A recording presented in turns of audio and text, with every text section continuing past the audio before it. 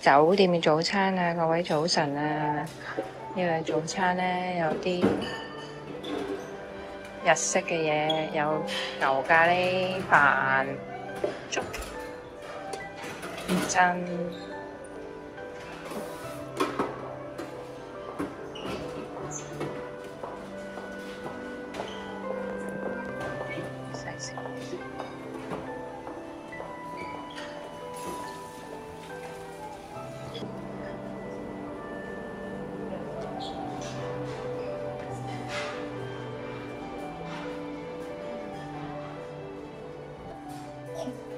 早餐攞咗勁多嘢翻嚟，我揾條筋。基本上差唔多每一樣都攞咗翻嚟。喺晒度，我冇攞麵豉湯咯。要走啦！我哋咧而家啱啱食完早餐 check out 咗，咁跟住咧我哋而家就行緊去新幹線車站，咁就會搭新幹線嘅車咧去到新青森。預計車程大概個半鐘左右啦。而家就要去，爸爸頭先已經攞咗飛，我哋預先已經 book 好飛，因為我哋都係早幾日先 book，先至發現其實原來嗰啲車位都幾爆，咁所以如果大家嚟嘅話，可能喺呢啲即係比較 peak season 嘅時間咧，就最好早少少買飛就 secure 你個位啦。就咁啦，我哋而家要去月台嗰度。咦，我哋咧應該就係坐9點50嘅車，新鹹館北斗行。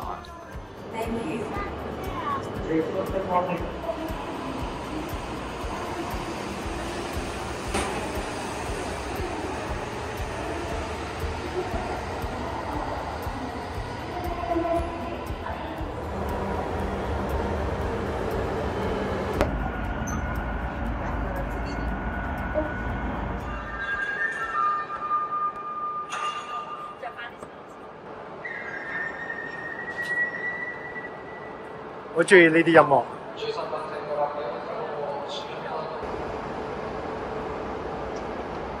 你攞車啊？係啊，我哋嚟到新青森站啦。呢架車咧係去新鹹館北斗車嚟嘅，咁所以咧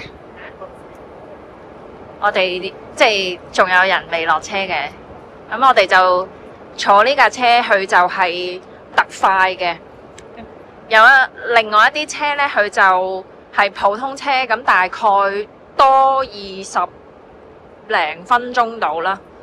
咁呢架車就由頭先我哋喺仙台站過嚟咧，大概係個半鐘左右，所以係非常之快啦，非常之舒服啦。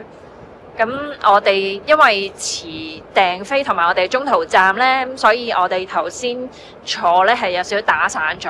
咁隔離一啲日本人咧都好好，佢就話啊，使唔使同你調位啊？我隔離嗰個男士啦，同埋兩個女嘅隔離有位女士啦，都好主動話啊，使唔使同你調位？真係唔緊要喎。跟住我話啊，唔使啦，唔使啦，OK 啊咁。我哋自己有啲 me time。咁所以係咯，非常之好嘅一個 experience 啦。呢一次亦都係我哋第一次嚟到青森，其實我哋第一次去到東北呢一邊嘅。上次最北咧，我諗我哋去過藏王，就係我同爸爸兩個人。咁今次咧就大家一齊首次嚟到青森。咁頭先一落車咧，就聽到一啲好有民族色彩嘅音樂。咁應該我哋喺呢一度咧就租咗架車，咁就租咗3、4日咁樣啦。咁我哋呢幾日咧都會喺呢一帶遊走。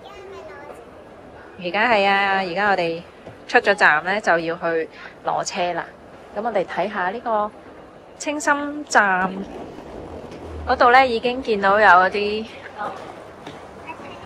公仔。出城啊，好靚喎！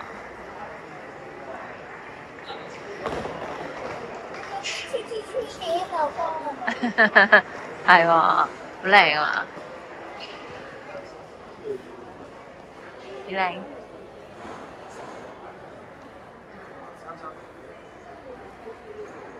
呢度係新青森站，非常之大嘅一個站。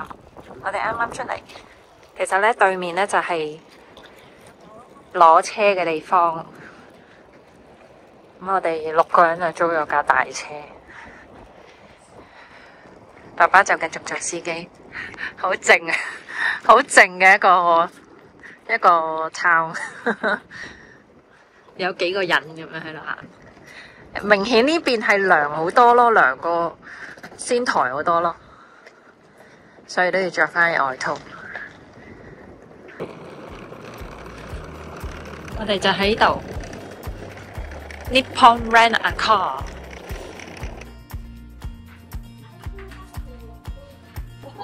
好啦，我哋又攞咗我哋架車啦。呢個係一個大車，咁所以就足夠坐晒咁多個人啦。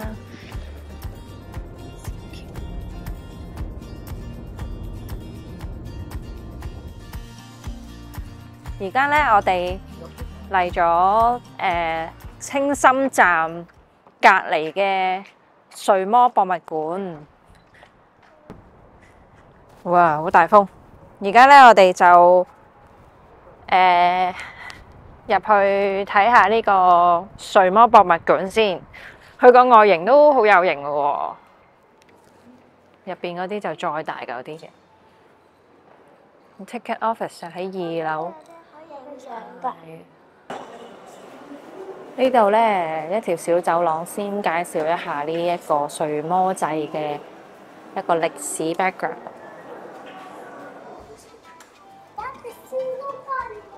佢由零起出嚟，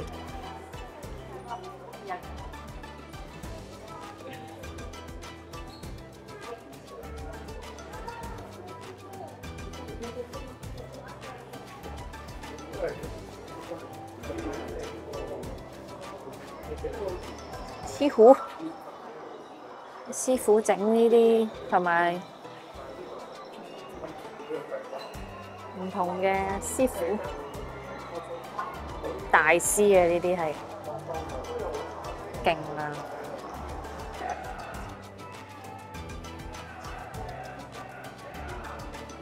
俾一啲冇得親身參加睡魔祭嘅人都可以 feel 下當其時嘅氣氛啊！放煙花。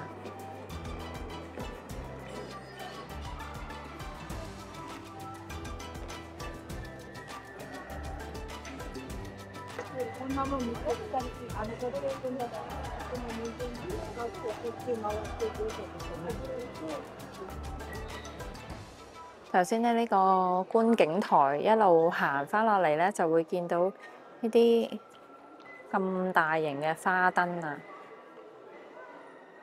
真係好犀利啊！全部係用人手整個 frame 啦，跟住再油顏色。哇！你見到佢啲框，入邊亦都有好多燈膽。我嗰度有隻腳，好搞笑嗰隻腳，好勁喎！哇！現場睇一定會好震撼。佢俾你睇下佢係點樣整㗎嘛，即係由屈呢啲鐵線啦，跟住咧再加啲燈膽啦，再整呢啲貼呢啲紙啦，好似整燈籠咁樣貼呢啲紙啦，再油顏色啦，一個步驟一個步驟咁樣做。係啊，呢啲全部都係花燈啊！係咪好犀利啊？好多部分嘅，即係呢度有個人嘅面啦，跟住左邊有隻雀啦，跟住右邊有條蛇啦，跟住有隻老虎啦，有大笨象喺後面啦，跟住另外個人啦，犀利！跟住個花燈下面呢度咧，就有翻當時嗰個片俾大家睇嘅咧。花燈嘅背面其實都一樣係好精彩嘅，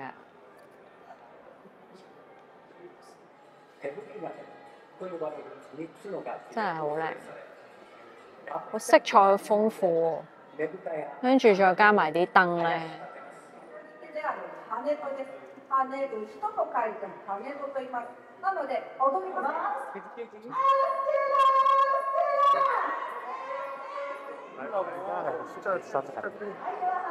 佢教大家咧，到時即係嗰個祭典咧，有啲人點樣，佢哋嘅即係 kind of 係一啲舞步啦，咁佢教大家點樣去跳。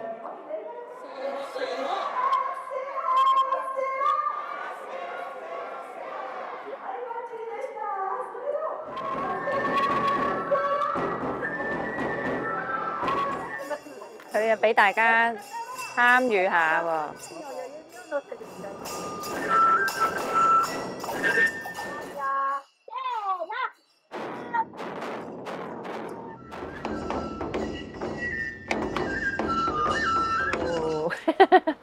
好啦，我哋離開睡魔之家嘅博物館，出邊繼續天氣非常之好。我哋首先咧就會去咗呢度 A Factory。A Factory 就係一個賣紀念品嘅嘢嘅鋪頭啦。係 Apple Factory。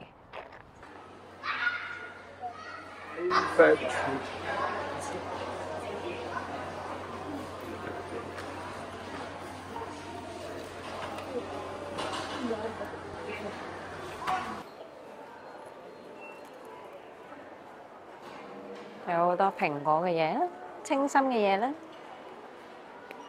隨隨便便都有好多款嘅蘋果。蘋果 candle 有冇味嘅？哇！呢個蘋果蠟燭真係有蘋果喺入邊。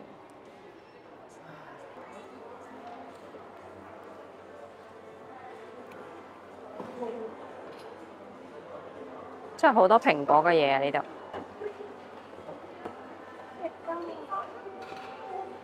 3種蘋果啊！呢個係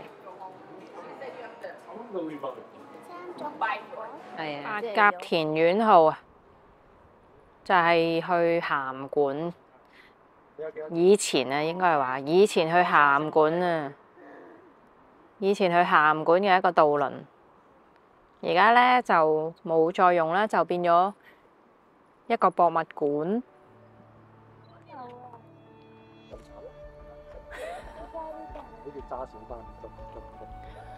你要好似 Hagrid 咁大嚿先得咯。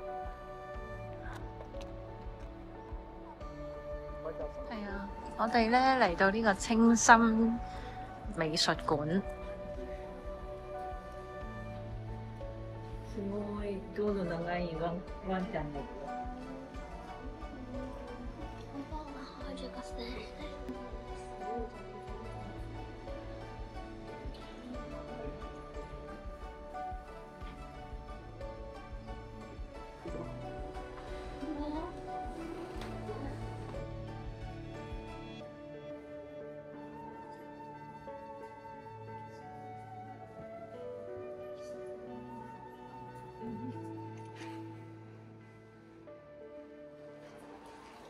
頭先咧，我就自己一個人睇咗伊藤潤二嘅展覽，咁入邊咧有好多佢嘅手稿啦，亦都有一啲彩色嘅即係上着色嘅手稿啦，都幾好睇嘅，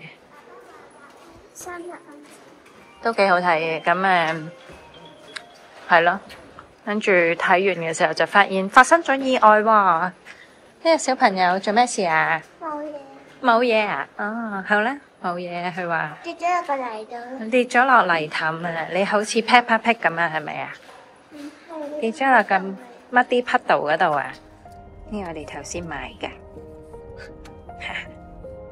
幾得意。係啊。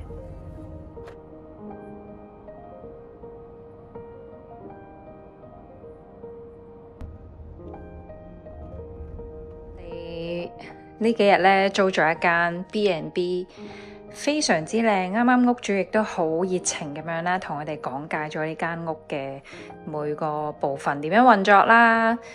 跟住佢自己本身係一間餐廳嘅老闆嚟添。咁我哋就約咗佢聽日食飯。咁而家咧，我哋嚟一個 room tour 先。咁呢個玄關位啦，好靚啦。咁我哋換咗拖鞋之後就推開門入嚟。咁呢個係一間2層嘅小屋。全間屋咧都係用木做噶，非常之靚。咁咧係啦，地下呢層咧一入嚟就係一個客廳同埋飯廳嘅位置啦。咁啊，左手邊有一個炭火爐，觀賞用嘅，不過都會當然係會暖嘅啦。咁呢度係一個客廳嘅位置咧，非常之大，咁啊，亦都好舒服。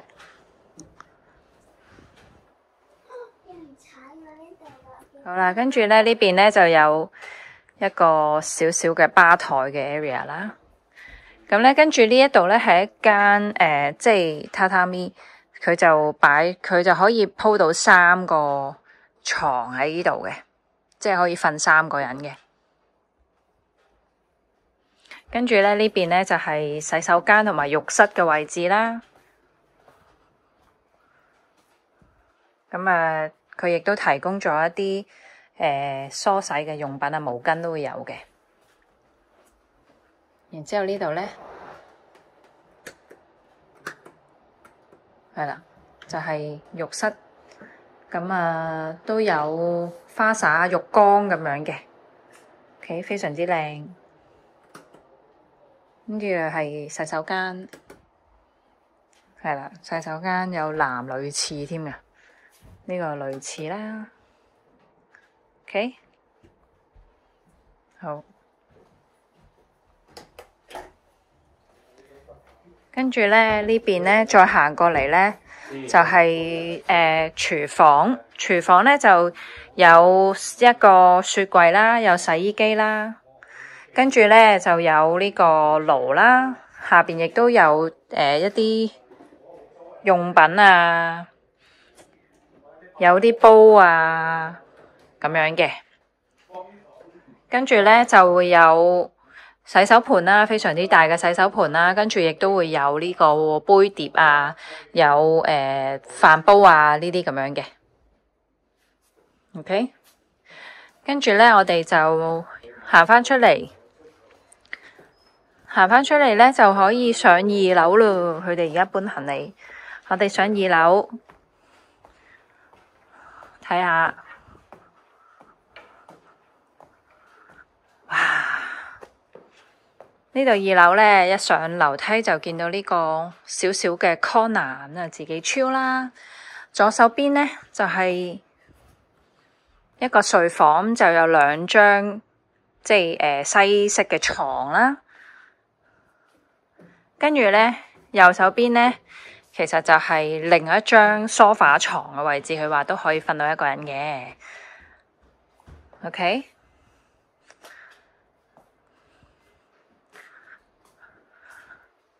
咁呢個屋咧，其實係有一個叫做露台，可以行到出去。同埋咧，佢仲種咗棵櫻花喺呢度。佢話朝頭早會好靚㗎喎。咁咧，我哋嚟緊呢會瞓3晚都會喺度。鍾唔鍾意呢間屋啊？靚唔靚啊？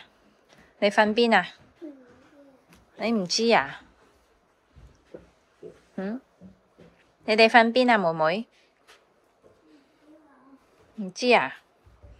咁我落返去先。影下呢個外面俾大家睇下，我哋架車啦，間屋好靚啊！睇下，好童話故事 feel 嘅屋啊！兜個圈先，呢度咧就係頭先影出嚟嗰個櫻花啦，跟住呢度其實係個露台嘅位置啦。咁咧，基本上呢啲燈啦，都係喺屋入邊可以控制個開關嘅。呢度咧附近就係即係最近就係嗰邊有啲屋咯。咁看似好似好荒蕪咁，但係其實去超級市場嗰啲都係幾分鐘車程。非常之靚嘅一間屋。我哋有問佢話係咪你自己起㗎？搵人？佢話唔係啊，去買㗎。因為我哋頭先點解佢會無啦啦提起佢有間餐廳呢？就係我哋問佢你有冇爐可以借嚟 shabu shabu？ 佢話呢度冇喎，不過我餐廳有。其實佢就話佢可以借嘅。不如其實搵一餐去食啦，就唔好咁煩啊。同埋亦都即係試一試啦，係咪？好友善嘅屋主，亦都有好有特色嘅屋仔。好啦，一入去呢係會好香嘅木嘅味嘅。